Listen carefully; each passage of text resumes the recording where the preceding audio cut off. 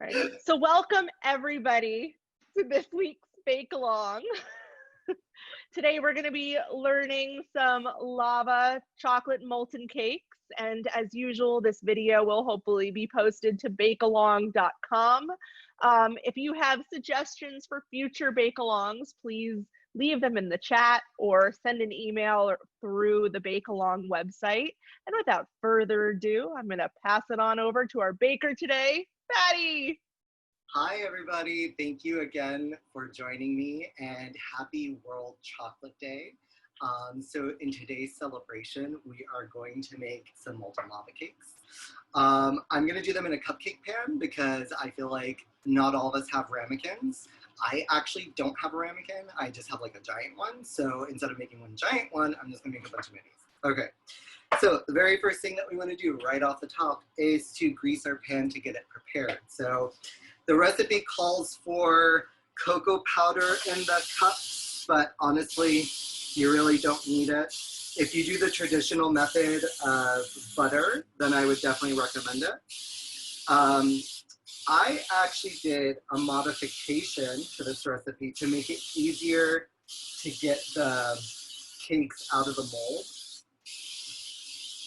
So what I like to do when I have something deep and delicate that I need to pull out, I like to create tabs with parchment paper so I can pull on the tabs and lift the whole thing up.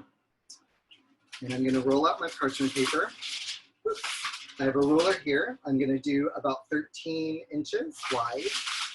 I'm just gonna roughly measure there. Cut, there's my ruler. And then from here, I usually like to do about 3/4 of an inch to an inch in width. So I just mark them like this. It doesn't have to be perfect, just kind of to get a general idea. You just want it to be thick enough that when you pull on it after you're done baking, it doesn't tear. And then you can flip this over and do the same thing on the other side.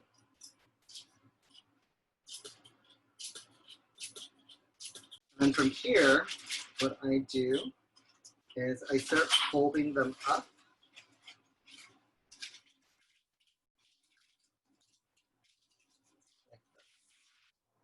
Flip it over, fold them next crease. And again, it doesn't have to be exact measurement because this part is going to get discarded anyway. And then once I have them folded up like this, I basically have a line that I can cut across. And then you end up with something like this, basically. And I usually then take these long strips and cut them in half again. And I save whatever extras I have for whenever I do another project like this. So I'm going to take my pan. I'm going to grab some of these tabs. And I like to do them where the curve, like it's naturally curving like this. I actually do it like so that they're on the outside of the pan, so that they don't fall inwards. I'm just going to do this for the whole pan. And that's it. Our pan is now ready. So we're going to move this to the side until we need it. So the key with molten lava cakes is basically that they are cakes that are not baked all the way through. So the timing of the bake is really critical. The next step that we want to do is we want to melt our butter and the chocolate together. So we're just going to pop this. You can do it in a double boiler if you'd like, or you could pop it in the microwave. I'm going to pop it in the microwave for like 30 seconds and then stir and then do another 30 seconds. And because I love you guys so much, I brought my microwave right next to me today so I don't have to run away, so that we can stay here and chat. So how's everybody doing? I know you guys can't talk back to me, but that's fine. It's whatever, you know. Anyway, so while that is working, I can actually go ahead and sift my dries. So in here, I have, let's see, what are my measurements? I already forgot. I have 1.5 cups of powdered sugar, and I have 2 teaspoons of cinnamon. Just gonna go ahead and put them in there. Now we're gonna sift. Set that aside, my microwave finished. Let's see how the situation is here. I'm gonna go ahead and stir this. Basically, the rule in the kitchen is if you have time to lean, you have time to clean. In other words, you should always be working. And you will make a mess. It's totally fine. If you're not making a mess, I feel like you're not really having fun, and this should be fun. I mean, it sucks that you have to like clean, but it's still fun to make the mess. So we're gonna go back to our sifting. And when it gets to this point, I usually just start pushing it through. It's a little faster, it's very effective. I'm gonna now add my flour. It's half a cup of flour and I believe half a teaspoon of salt. The salt doesn't need to go in the sifter. It's already in there, so conveniently, I'm just gonna go ahead and do that. And there we go. All of our dries are sifted, they're ready. I'm gonna set those aside, go back to our chocolate. You just kind of like right now, the butter, the fat is separated from the chocolate. The chocolate's kind of sitting and you can see like there's breakage basically. Let's see if I can get that right. There we go. So we want to keep mixing this until this is smooth and it comes together. A whisk is definitely the most effective. Now you can see that it's starting to come together. And you get this beautiful, shiny, really delicious smelling chocolate. And that's it. Okay. This is now going to get mixed into our dries. Our dries. Just going to go ahead and throw those in there.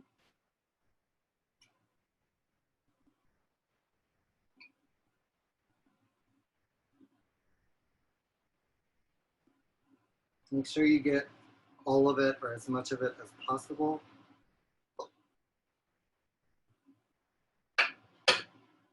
And then now we're going to whisk this together. We're going to bring it together until it's nice and smooth. It's okay if it looks really lumpy and dry because we're going to be adding more ingredients to this. There's going to be eggs, there's going to be heavy cream and vanilla. So it's like really dry right now, that's totally fine. So if you use a whisk, this is the problem with it, is that there isn't enough wet ingredients in it yet, so it's just going to stick to the whisk. So it's probably good for this first step to actually just stick with a spatula. And try and get the dries as incorporated as possible.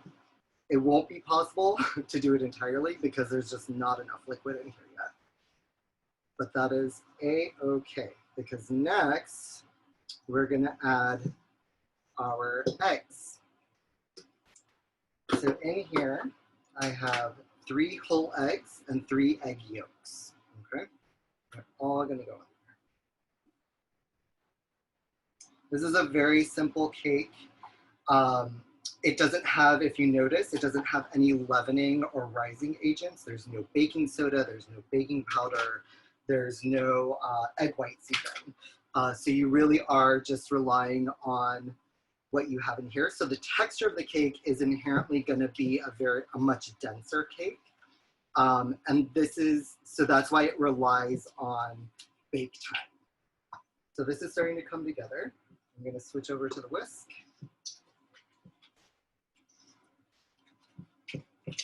Can you do this in a stand mixer if you have one? You can definitely do it in a stand mixer. You could use an electric mixer if you like. I just happen to, I guess, really enjoy doing it by hand. It doesn't have to be perfectly smooth. It can be a little bit lumpy if you'd like. I mean, if you do it with a mixer, it's definitely going to be a lot smoother.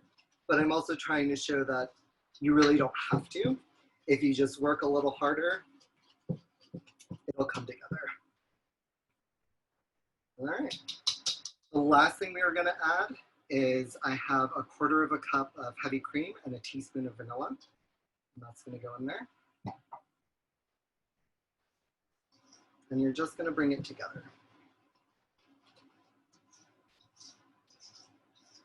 And if you notice, I always rotate my bowl and I do an opposite movement with my other hand. So it's constantly in motion.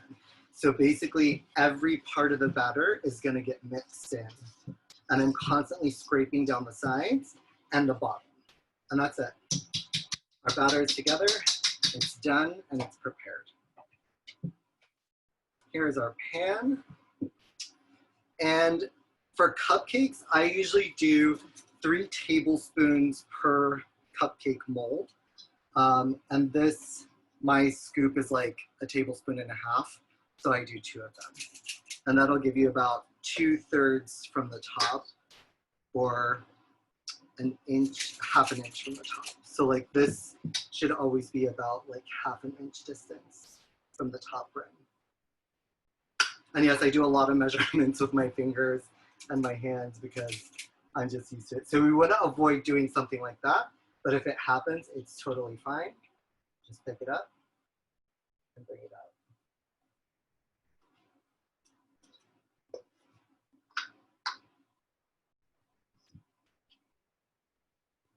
And the reason why I'm doing this, I'll show you once I bake one of my earlier prepared pans, is when these cakes come out, they're basically underdone. That's what gives you the molten lava effect. That oozing is basically raw batter. That's essentially what it is. And if you're too rough with them, they will break before you actually get them to the plate, and you lose that effect.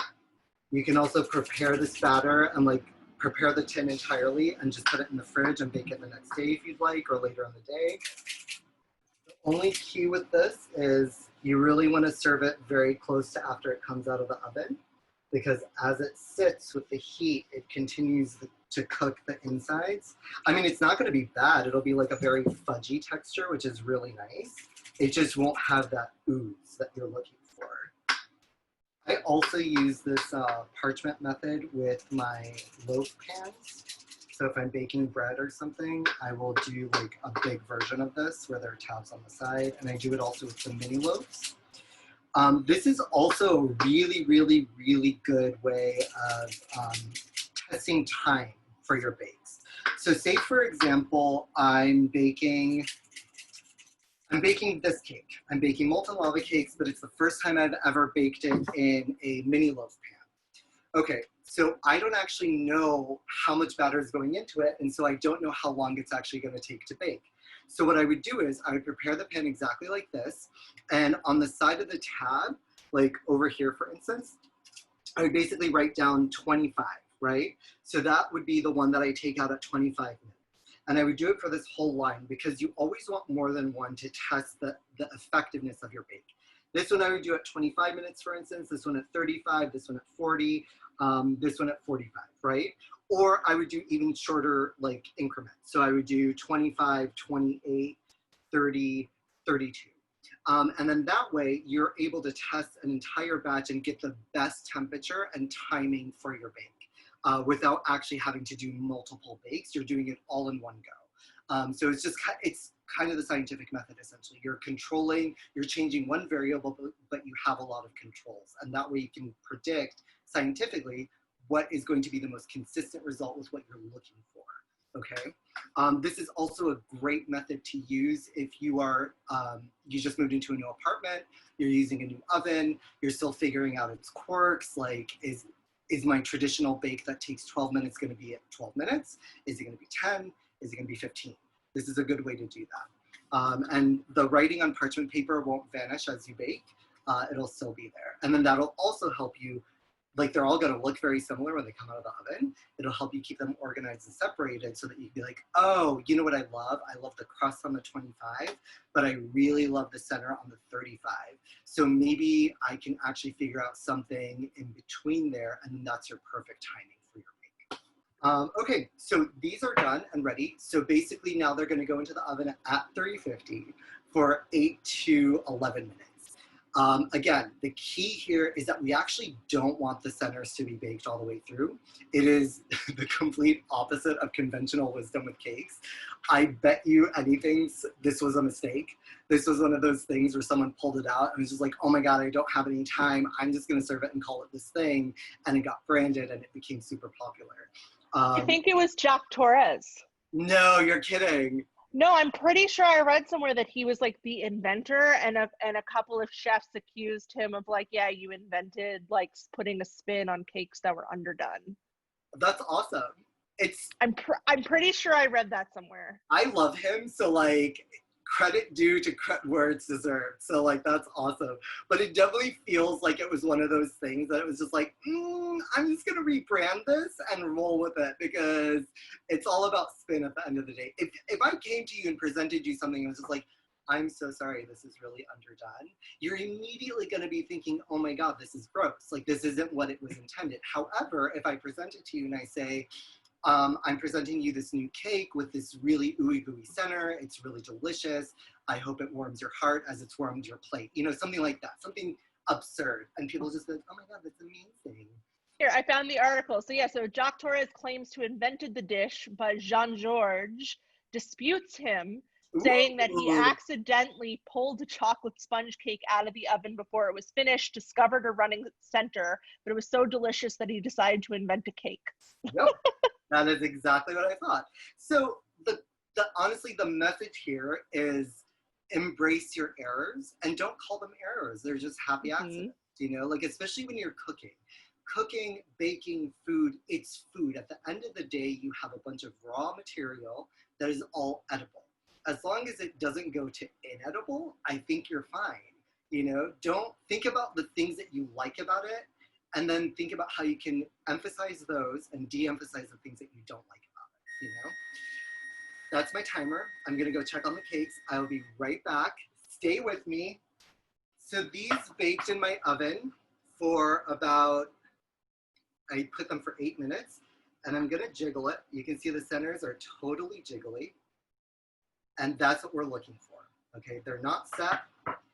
And then you let them sit for about 2 minutes to cool out of the oven, just so that the crust can harden, and we can actually pick these up and lift them out. So I actually want to show you, if you're anything like me, and you're super impatient, and you're smelling chocolate, and you're like, oh my God, I really want to eat this right now. I'm not waiting for another second.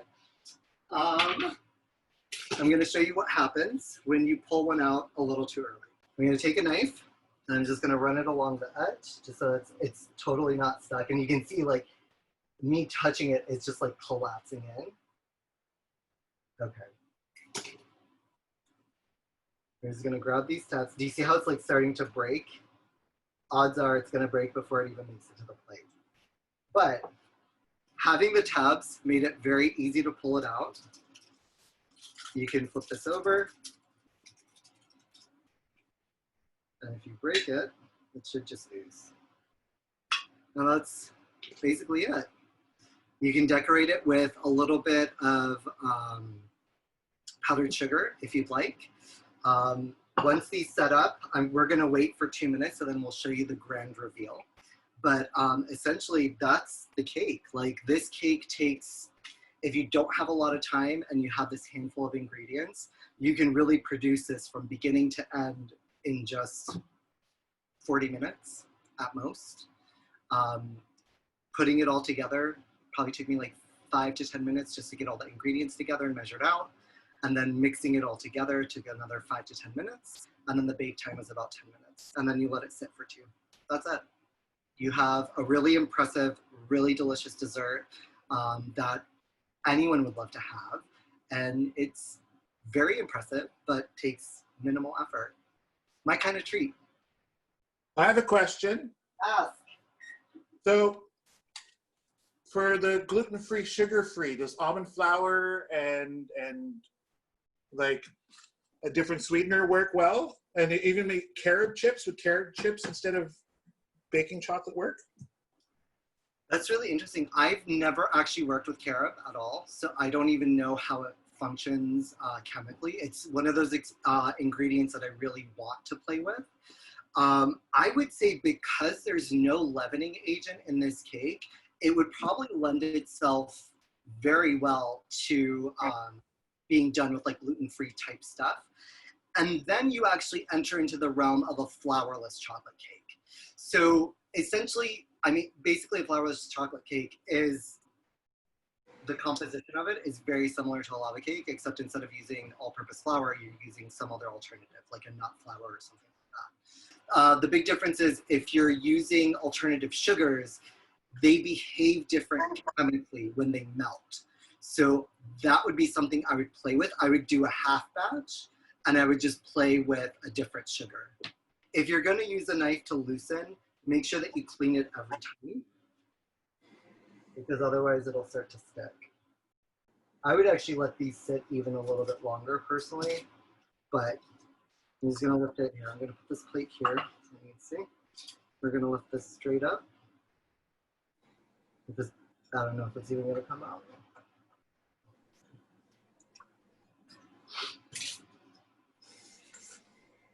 Yeah, that one doesn't even want to come out. Okay, this is what happens. This happened to me on GCS all the time, where you have to pivot. You have to come up with a new idea and a new way to get this solved. Okay, my parchment paper idea isn't working for this. Fine, no problem. So what's the fastest, easiest way to get this out? You're just gonna put a baking sheet on top of your cupcake pan, and you're gonna flip the whole thing over, okay? So first, before I do that, I'm gonna try and loosen all of them up. I think this one would come out. And if this one comes out, then I'm definitely going to say, go ahead and do the cocoa powder. Yeah, I think this one will come out. Let's see. Nope. You know what? I say let them sit for another minute. I think 2 minutes is just not long enough because they're still very, very, very soft. While we're waiting, Mark wants to know if you've ever made a vegan version. I have not. So whenever I do something vegan, I always think of like the non-vegan ingredients that are in the original recipe. What is their purpose? So in a lot of cakes, when there's eggs, but there's another protein, I will just do water instead. So like every large egg is about 50 grams of liquid. So I will just do 50 grams of water in replacement for each egg.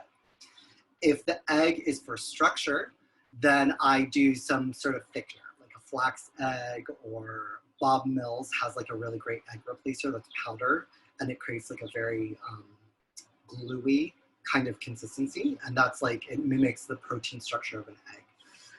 For this, I would try like that route. I would try something a little more gluey and a little more thick. But the only problem is I wonder how it'll affect the texture. I don't think it'll be a big deal in this one because it's already gonna be dense. But that would be the only thing that I would question. But I think it's worth a shot. It's definitely worth trying, for sure. Yeah, these do not want to come out at all. Okay. I'm just going to take my baking sheet and put it over this. Flip it. Flip it. Let's see what happens. This is what happens when you flip them over too soon. They burst. Oh, no. Well, you know what? This is all part of the fun of baking. Honestly, what I would do in this situation is I would just gather all the ingredients, put them in another baking pan and bake them again, and then cut them up into squares. That's what I would do. Because the reality is they should have probably baked a little bit longer. I think 8 minutes was not a long enough time for these. Which is funny because one of them came out without a problem. That's the odd part, right? It's really good. It's really good. So I'm not mad at it. I basically still get to eat a lot of really delicious chocolate. But learn from my mistakes. Bake it a little bit longer. Probably 11 minutes would have been the way to go. If they came out like this, actually, you know what? I could probably put these back in.